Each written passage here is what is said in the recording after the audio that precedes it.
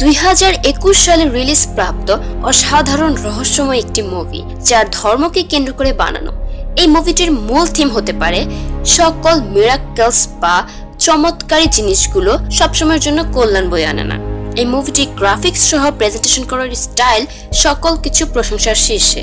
আর এই ইন্টারেস্টিং মুভির নাম দ্য আনহোলি রিভিউ নিয়ে হাজির হয়েছি আমি হাসনাহানা MRC চ্যানেলে আপনাদের স্বাগতম। The vocal in this video are not good for physical illness. I apologize to everyone. Sorry.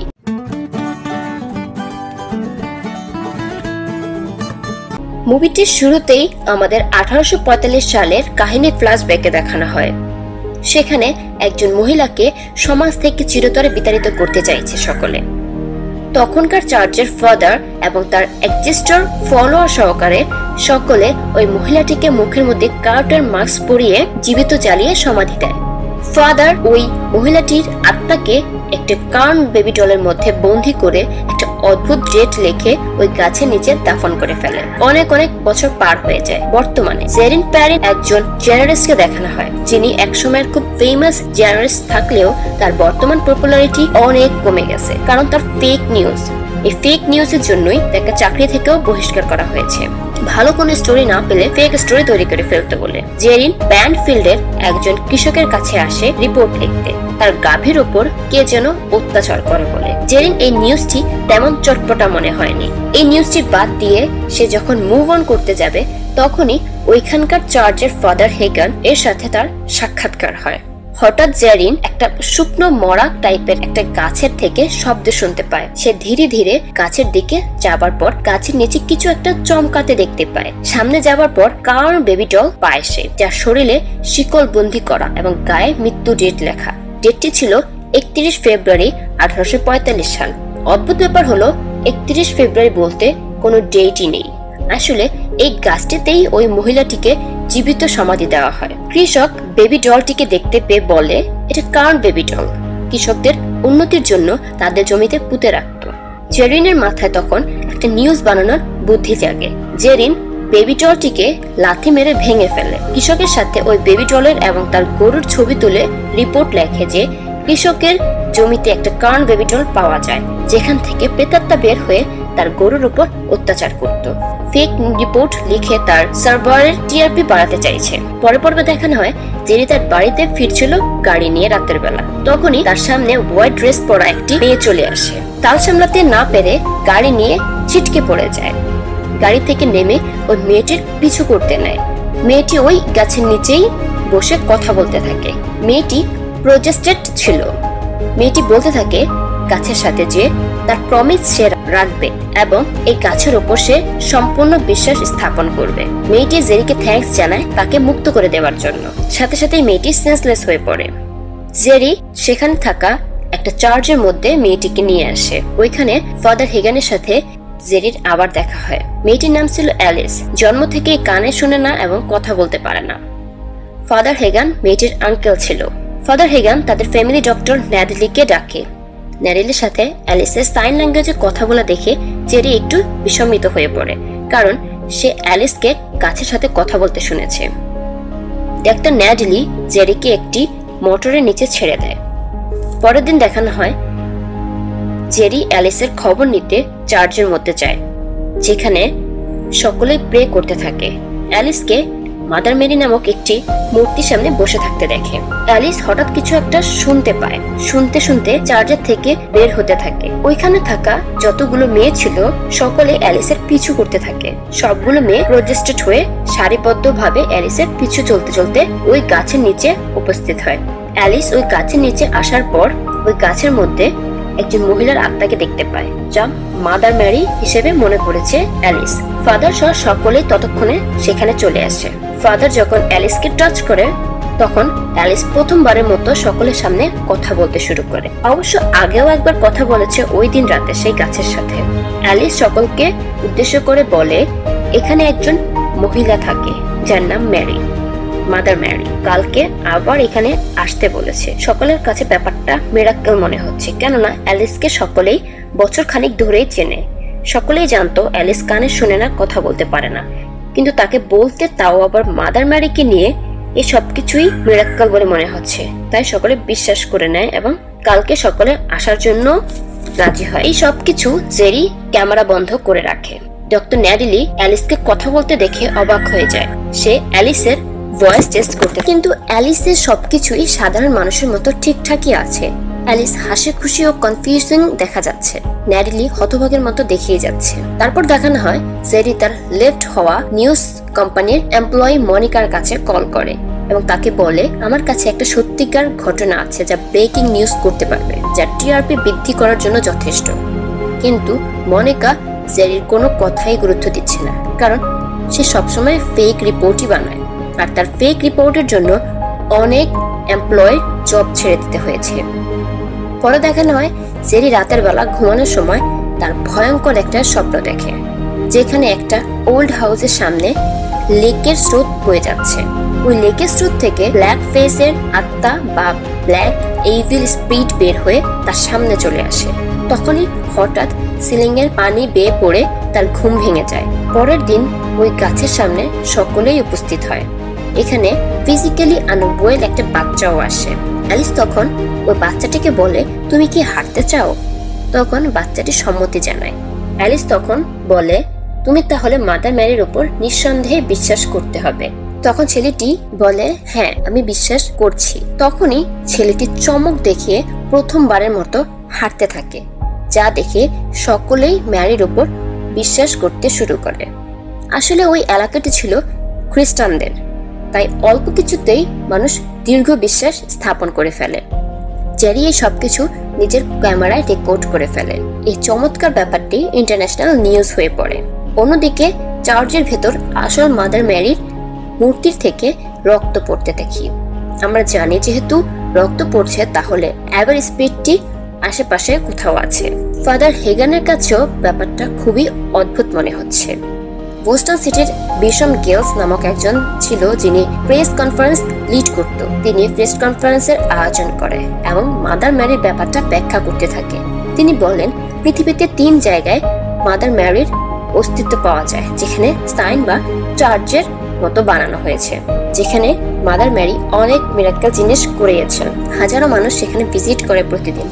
কিন্তু যখন মাদার ম্যারির অস্তিত্ব পাওয়া যায়, তখনও ভার্টিক্যাল টিম মাদার ম্যারির ভ্যালিডিটি টেস্ট করতে যায় এবং নির্দিষ্ট কিছু সাইনের মাধ্যমে তাকে চিহ্নিত করে, সাইন তৈরি করার পারমিশন দেয়, যার মাধ্যমে অন্য কোনো জায়গায় মাদার ম্যারির অস্তিত্ব পেলে এইসব সাইন দিয়ে চিহ্নিত করতে পারে। বিশপ গেলসের কাছে ভার্টিক্যাল টিম থেকে আসা প্রিস্ট ও ফাদার মনসুনিয়া আসে, যাকে প্রেস কনফারেন্সে থাকা সকলের সাথে পরিচয় করিয়ে দেয়। ফাদার মনসুনিয়া বলে, কোনো মিরাক্কেলকে মিরাক্কেল বলতে হলে তাকে 3 টেস্টে পাস হতে হবে। তা হলো মিরাক্কেল তৈরি করা ব্যক্তিকে, মানে অ্যালিসের কথা বোঝানো হয়েছে, কোনো মৃত্যুমুখী রোগীকে তার চিকিৎসা করতে হবে, যা অসম্ভব। দ্বিতীয় টেস্ট হলো খুবই দ্রুত গতিতে চিকিৎসা দেখাতে হবে। তৃতীয় হলো তাকে চিকিৎসায় সুস্থ করে তুলতে হবে। ফাদার মনসুনিয়া খুবই স্ট্রিক্ট প্রজাতির ছিল। সে এমন চমৎকারী মিরাক্কেল গুলোকেও মিথ্যা প্রমাণ করতে পেরেছে। ফাদারের ভার্টিক্যাল টেস্টই মাদার ম্যারির চার্ট বা সাইন স্থাপন করতে পারবে। পরে দেখানো হয় ততদিনে অ্যালিসের নামটা সব জায়গায় ছড়িয়ে পড়ে। অ্যালিস একজন সেলিব্রিটি হয়ে যায়। রিপোর্টার তাকে ঘিরে ধরে অনেক প্রশ্ন করে, সেও যথারীতি সবগুলো প্রশ্নের উত্তর দেয়। এইদিকে জেরি ফাদার মনসুনিয়া এবং বিশপ গিলস থেকে অনুমতি চায় অ্যালিসের থেকে একটি এক্সক্লুসিভ ইন্টারভিউ নেবার জন্য। জেরিকে অনুমতি দেয়। জেরির ব্যাড ইমেজ থাকার পরেও তাকে অনুমতি দেয় সেকেন্ড চান্স হিসেবে। অ্যালিসও ইন্টারভিউ দিতে রাজি হয়। অন্যদিকে ফাদার হেগান একটু সন্দেহবাচক ছিল ম্যারির ব্যাপারটা নিয়ে। ফাদার হেগান ওই দিন ওই গাছটির নিচে যায়, যে গাছটিকে সকলে এখন পবিত্র বলে মনে করছে। তখন ফাদার হেগান ওই ভাঙা বেবি ডলটি পায়। সে এটিকে নিয়ে রিসার্চ করবে বলে ঠিক করে। সকলেরই জেনে রাখা ভালো যে এই কার্ন বেবি ডল থেকেই অ্যালিভ স্পিরিটটি বের হয়েছিল। তখনই আমাদের দেখানো হয় ব্ল্যাক অ্যাভিল স্পিরিটটি গাছের পেছনে লুকিয়ে থাকে, ফাদার হেগানকে মারার প্রস্তুতি নিচ্ছিল। তখন কেউ চলে আসায় এভিল স্পিরিটটি উধাও হয়ে যায়। এই যাত্রায় ফাদার হেগান বেঁচে যায়। পরের দিন জেরি অ্যালিসের ইন্টারভিউ নিতে থাকে। তখন ফাদার হেগান সেখানে উপস্থিত হয়। ফাদার হেগান অ্যালিসের কোনো কিছু নিয়েই খুশি ছিল না। এখানে আমরা বুঝতে পারি ফাদার হেগান অ্যালিসকে নিয়ে খুব বেশি চিন্তিত ছিল। ফাদার হেগানের মনে হচ্ছিল সকলে মিলে অ্যালিসকে ব্যবহার করছে না তো। ফাদার হেগান মার্টিন লুথার কিং এর একটি বাণীর সাহায্যে বোঝায়, যেখানে গড তার চার্চ স্থাপন করে সেখানে শয়তান তার আস্তানা বানাতে শুরু করে। এই লাইনটির মানে হলো, যারা মিরাক্কেল করতে পারে শয়তান তাদের উপর আকর্ষিত হয়। তার মানে অ্যালিসের উপর ডেমনিক আক্রমণ হবার চান্স 100%। এসব কিছুর মধ্যেই ফাদার হেগান একটু অসুস্থ হয়ে পড়ে। আসলে ফাদার হেগান ক্যান্সারের শেষ স্টেপের মধ্যেই ছিল আর তার হাতে একদমই সময় নেই। পরের দিন ফাদার মনসেনিয়া এবং বিশপ গিলস চার্চের মধ্যে আসে। সেখানে ফাদার হেগান, জেরিনো উপস্থিত ছিল।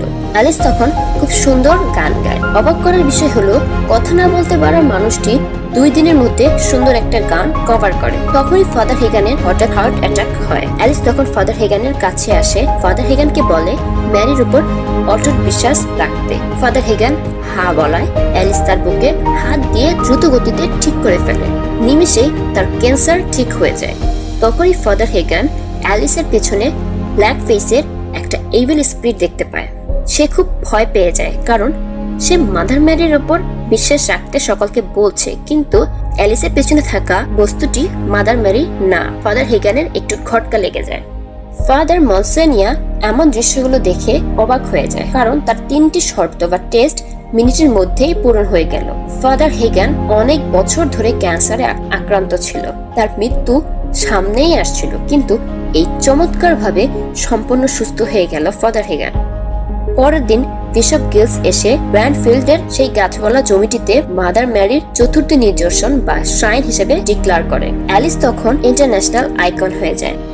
জেরিরও তখন এমপ্লয়ি মনিকার থেকে অফার আসে তার বহিষ্কৃত সেই কোম্পানিতে আবার জয়েন করার জন্য। জেরি তখন তার প্রমোশন চায় এবং তার এডিটর পজিশন ফিরে পেতে চায়। পরে দেখানো হয় ব্র্যান্ডফিল্ডের কিছু স্থায়ী বাসিন্দা ওই এলাকা ছেড়ে চলে যায়। তাদের মতে এইসব মিরাক্কেল শয়তানেরও হতে পারে। অন্যদিকে দেখানো হয় জেরি ডক্টর ন্যাডেলির সাথে বারে যায়। জেরি তখন তার কার্ল বেবির ফেক স্টোরির কথা ন্যাডেলিকে বলে। ন্যাডেলি তখন বলে, আগের কালে মানুষ কার্ল বেবি ডলগুলোকে জমির উর্বরতার জন্য পুঁতে রাখত, আবার অ্যাভেল স্পিরিটদের কন্ট্রোল করা বা বন্দী করার জন্য ব্যবহার করত মাটিতে পুঁতে, এবং অদ্ভুত একটি ডেট লিখে রাখত যাতে মানুষ বুঝতে পারে এখানে কোনো আত্মা বন্দী। এখন তো জেরির মনে ভয় ঢুকে যায়, কারণ প্রথম ফেক স্টোরি লেখার চক্করে সে তো এমনই একটি ইম্পসিবল ডেট লেখা কার্ল বেবি ডলকে ভেঙে ফেলেছে। তার মানে কোনো একটি অ্যাভেল স্পিরিটকে সে মুক্ত করে ফেলেছে। পরের দিন সকালে জেরি ডক্টর ন্যাডেলির সাথে হাঁটতে বের হয়। তখনই হাঁটতে হাঁটতে তারা এমন একটি জায়গায় পৌঁছায় যা জেরি স্বপ্নের মধ্যে দেখেছিল। সে ওল্ড হাউসের কাছে লেকটি, যেখান থেকে অ্যাভেল স্পিরিটটি বের হয়েছিল। এই জায়গাটি চার্চের সম্পত্তির আন্ডারেই আছে, যা অকেজো হিসেবে পড়ে আছে। জেরি লেকের পানিতে হাত দিয়ে ছুঁয়ে দেখতে নিলেই সেই ব্ল্যাক অ্যাভেল স্পিরিটটির নজরে পড়ে। জেরি আবার ভয় পেয়ে যায়। জেরি তখন অ্যালিসের উপর চিন্তা হতে থাকে, অ্যালিস কি কোনো কালো জাদুর চক্করে পড়েছে কিনা। ফাদার হেগানের মাথায়ও সেম চিন্তা। ফাদার হেগান চার্চের মধ্যে একটি ডায়েরি খুঁজে পায়, যা 1845 সালে প্রিস্টের ডায়েরি ছিল। সেখানে লেখা ছিল একজন অ্যাভেল স্পিরিটকে কার্ল বেবি ডলে আত্মা বন্দী করে চালিয়ে ওই গাছের মধ্যে রাখা হয়েছে। বইটি সম্পূর্ণ পড়ে ফাদার হেগান শকড হয়ে যায়।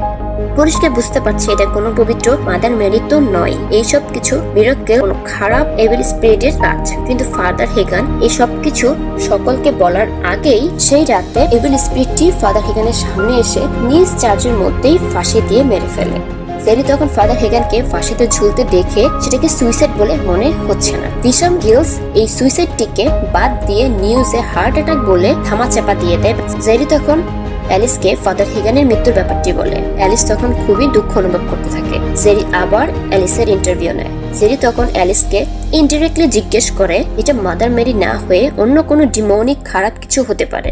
আরো বলে ফাদার হেগানের মৃত্যুকে ওয়ার্নিং হিসেবেও হতে পারে। তখন অ্যালিস হঠাৎ করে প্রজেস্টেড বা হিপনোটাইজের মতো হয়ে যায় এবং বলে সন্দেহ আত্মবিশ্বাসকে নষ্ট করে দেয়, এতে মাদার মেরির অভিশাপ লাগবে। সন্দেহকারীর উপর সন্দেহ ছাড়া মাদার মেরির উপর বিশ্বাস স্থাপন করতে বোঝায়। এমন উত্তর শুনে জেরি তো কোথাও না কোথাও গোলমাল খুঁজে পাচ্ছে। তার মনে হচ্ছে খারাপ কোনো শক্তি অ্যালিসকে কন্ট্রোল করছে। এই জন্য স্যারিন ইন্টারভিউর ভিডিওটি রাতের বেলা রিভাইন্ড করে শুনতে থাকে বারবার। যখন স্লো মোশন করে দেখতে থাকে তখন অ্যালিসের পাশে থাকা ব্ল্যাক ফেসের এভিল স্পিডটি স্পষ্ট নজরে পড়ে।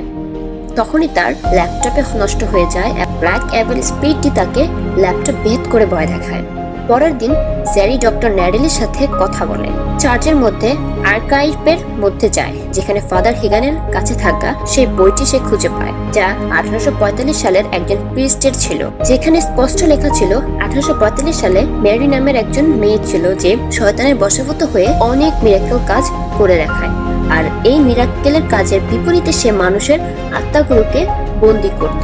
ম্যারি শয়তানের সাথে চুক্তি করে যতগুলো আত্মা সে নিজের মধ্যে আনতে পারবে তার শক্তি ততগুণ বৃদ্ধি করতে হবে। আর এই কারণবশত তখনকার চার্চের প্রিস্ট ফাদার ম্যারিকে জিন্দা পুড়িয়ে দেয় আর তার আত্মা কাল বেবিডলের মধ্যে বন্দী করে অদ্ভুত ডেট লেখা দেয়, যাতে মানুষ সহজেই বুঝতে পারে এটা খারাপ আত্মা বন্দী করা। জেরি সব পড়ে বুঝতে পারে এটা তো আসল গড মাদার ম্যারির নাম, এটা এভিল স্পিরিট যে মানুষের বিশ্বাসের উপর নিজের শক্তি বৃদ্ধি করছে।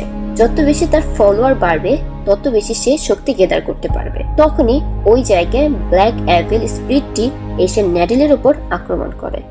তাদের দুইজনকে মেরে ফেলতে শুরু করে, কিন্তু তারা ভাগ্যক্রমে চার্চের থেকে বাইরে চলে আসে। জেরির কাছে মনিকার ফোন আসে। তখন মনিকা বলে জব আগের পজিশনেই হয়ে যাবে এবং মনিকা জেরি রিপোর্টটিকে টেলিকাস্ট করতে চাইছে। জেরি এখন আর তার নিউজটি টেলিকাস্ট করতে চাইছে না, কারণ এতে ম্যারির ফলোয়ার বাড়বে এবং তার শক্তি বাড়তে থাকে। তখন তাকে দমন করা মুশকিল হয়ে পড়বে। কিন্তু মনিকা টিআরপি পাওয়ার জন্য রিপোর্ট টেলিকাস্ট করে। এইদিকে অ্যালিস ওই ম্যারি নামক ব্ল্যাক এভিল স্পিরিটটির কথায় সকলের মাঝে ডিক্লার দেয় যে আগামীকাল সকল মানুষজন ওই গাছের নিচে প্রে করতে হবে এবং তাদের আত্মাগুলোকে ম্যারিকে সঁপে দিতে হবে। সকলেই রাজি হয়ে যায়। ওইদিকে জেরি ডায়েরির ব্যাপারটা নিয়ে বিশপ গিলস এবং ফাদার মনসোনিয়ার কাছে যায়। বিশপ গিলস সাধারণ ভঙ্গিতেই বলে, আমি সবকিছু আগে থেকেই জানতাম। আমি আসলে চাইছি ওই গাছটাকে এবং এই ব্যাপারগুলোকে কেন্দ্র করে একটা চার্চ বা শাইন বানাতে, যেখানে হাজারো মানুষ দিন ভিজিট করতে আসবে। আকার পাহাড় বানাতে সময় লাগবে না। ফাদার মনসোনিয়া এমন উত্তর শুনে শকড হয়ে যায়। এটা তো সম্পূর্ণ পলিটিক্যাল গেম হয়ে গেল বিশ্বাস নিয়ে। জেরি বিশপ গিলসের প্ল্যানটাকে সকলের সামনে এক্সপোজ করে দেওয়ার ধমকি দেয়, কিন্তু তাতেও বিশপ গিলসের কোনো কিছু যায় আসে না। বিশপ গিলস নিজের স্বার্থ হাসিল করার জন্য জেরিকে ইন্টারভিউ নেবার অনুমতি দেয় সেকেন্ড চান্স হিসেবে। জেরি তখন বুঝতে পারে তাকে হেল্প করার মতো এখানে কেউ নেই, যা করার তাকে নিজেই করতে হবে। জেরি আবার চার্চের মধ্যে ফিরে আসে, ম্যারিকে দমন করার কোনো ক্লু খুঁজতে থাকে। তখন তার সামনে ম্যারির একটা স্টেটমেন্ট দেখতে পায়, যেখানে লেখা ছিল তার একটি ছেলেও ছিল। ম্যারির শয়তানের সাথে চুক্তি হয়, তার আত্মার পুনর্জন্ম বা রূপান্তর শুধু তার রক্ত বহনকারীরাই পাবে। আর অ্যালিসকে এই জন্যই প্রজেস্ট করা হয়েছিল, কারণ অ্যালিস ম্যারির বংশসূত্রের। জেরি যখন ওই বইটি থেকে ম্যারিকে মারার প্রক্রিয়াটি পড়তে যাবে, তখনই ম্যারি মানে এভিল স্পিরিটটি ওই বইয়ের সবগুলো অক্ষর মুছে ফেলে। জেরি এই সবকিছু যখন ফোনে ন্যাডেলির সাথে বলতে থাকে, তখন ম্যারি ভূত বা ব্ল্যাক এভিল স্পিরিটটি তাকে আক্রমণ করে। সময় মতো ফাদার মনসোনিয়া এসে বাইবেল থেকে লাইন পড়ে কবজা করতে যায়, কিন্তু ব্ল্যাক এভিল স্পিরিটটি তাও মুছে ফেলে। কোনো রকমে ওই এভিল স্পিরিটটিকে ফাদার মনসোনিয়া এখান থেকে তাড়াতে সক্ষম হয়। ফাদার মনসোনিয়াও বুঝতে পারে জেরি সত্যি কথা বলছে। ফাদার মনসোনিয়া এবং জেরি মিলে ঠিক করে ব্ল্যাক এভিল স্পিরিটটিকে আবার কাল বেবিডলের মধ্যে বন্দী করবে। অন্যদিকে অ্যালিস এর কথা মতো সবাই যথারীতি চলে আসে এই গাছের নিচে প্রে করার জন্য এবং সম্পূর্ণ বিশ্বাস ম্যারির উপর স্থাপন করে তাদের আত্মা সঁপে দেওয়ার জন্য। এইসব কিছু এমপ্লয়ি মনিকা লাইভ টেলিকাস্ট করতে থাকে। হাজার মানুষ তা উপভোগ করছে। এইদিকে ফাদার মনসোনিয়া ব্ল্যাক এভিল স্পিরিটটিকে মন্ত্র পড়ে দমন করতে যাবে, তখনই তার হাতে থাকা ম্যাচটি থেকে ক্রুসিফিকে আগুন ধরে যায় এবং সে আগুনে ফাদার মনসোনিয়া নিজেই মারা যায়। জেরি তখন বুঝতে পারছে ম্যারির শক্তি তো বেড়েই যাচ্ছে, তাকে তো এই মুহূর্তে দমন করাটা খুবই দরকারি। যেটি একটা প্ল্যান তৈরি করে, যেহেতু ম্যারির শক্তি মানুষের বিশ্বাসের উপর বাড়তে থাকে, তাহলে এই বিশ্বাসটাকেই ভেঙে ফেলা যাক। তখন ন্যাডেলিকে নিয়ে জেরি ওই গাছের কাছে আসে, যেখানে অ্যালিস সকলকে আত্মা দিতে বলেছে। ন্যাডেলি অ্যালিসকে সাইন ল্যাঙ্গুয়েজে বোঝাতে থাকে ম্যারি শয়তান প্রজাতির, তাকে ফলো করো না। জেরি তখন সকলের উদ্দেশ্যে মিথ্যা বলতে শুরু করে। জেরি বলে এই সব মিরাকেল হাতে বানানো, সবই সাজানো নাটক, কোনো কিছুই জাদুর হয়নি। এখানে অ্যালিসকে বলে তার কথা বলা এবং শুনতে পারা সবকিছুই নিজে নিজেই হিল হয়েছে, আর ওই বাচ্চাটিকে ঠিক করাটাও প্লাসিবো ইফেক্টের মাধ্যমেই হয়েছে। জেরি ম্যারির উপর বিশ্বাস না রেখে গর্ডের উপরেই বিশ্বাস রাখতে বলেছে। জেরি বাধ্য হয়ে এই পুরো মিরাক্কেল ঘটনাটিকে মিথ্যা বলতে শুরু করে, কারণ এতে ম্যারির শক্তি একদম শূন্য নেমে আসবে। এই মিথ্যা বলাটা এখন খুবই দ্রুত গতিতে কাজ করেছে, কারণ যেহেতু জেরির ফেক নিউজ তৈরি করার জন্য তার ইমেজ ঠিক ছিল না, তাই এই কথাগুলো সকলেই সত্যি ধরে নেয়। এতদিনের সব মিরাক্কেল বা কার্ল বেবি ডল থেকে শুরু করে যত কিছু হয়েছে সবকিছু জেরিরই রিপোর্ট ছিল, তাই এটাও ফেক রিপোর্ট হিসেবে সকলে মেনে নেয়। অ্যালিস এবার সবকিছু স্পষ্ট বুঝতে পারে। অ্যালিসও এবার ম্যারির বিপক্ষে সকলকে আহ্বান করে বিশ্বাস ভাঙাতে সক্ষম হয়েছে। সকলেই বুঝতে পারে স্পষ্টভাবে যে অ্যালিস কোনো মিরাক্কেল করেনি, সবকিছুই ব্ল্যাক এভিল স্পিরিটটির জাদু ছিল। অ্যালিস এখানে সহজ সরল ছিল। এই সুযোগে ব্ল্যাক এভিল স্পিরিটটি মুক্তি পাওয়ার পর তাকে ঠিক করার নামে তাকে ভিকটিম বানিয়ে নেয়, যাতে তার ফলোয়ার বাড়াতে পারে। অলসো তার বংশসূত্রের ছিল।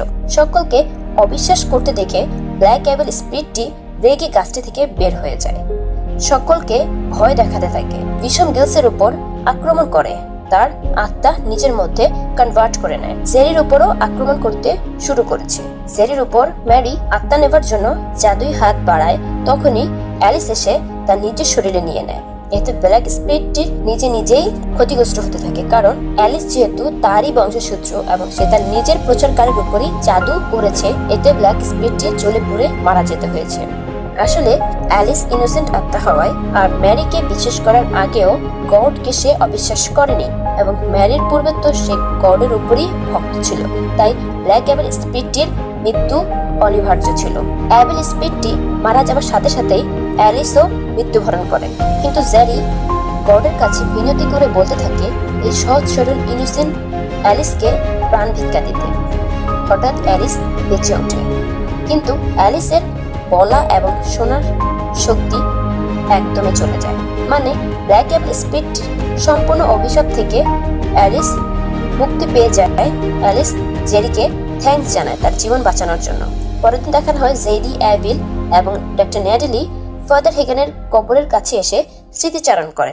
পরে দেখানো হয় চার্চের থাকা মাদার ম্যারির চোখ থেকে আবারও রক্ত পড়ছে। এই ধারা বোঝানো হচ্ছে ফেক ব্যাপারগুলো নিয়ে কখনো গডের উপর বিশ্বাস ভাঙতে নেই, নয়তোবা ব্ল্যাক এভিল স্পিরিটটি এখনো মারা যায়নি। আমার কেন জানি মনে হচ্ছে ব্ল্যাক এভিলের বিনাশ এখনো হয়নি, কারণ তার বংশধরদের সম্পূর্ণ মৃত্যু ঘটেনি, কারণ অ্যালিস এখনো জীবিত।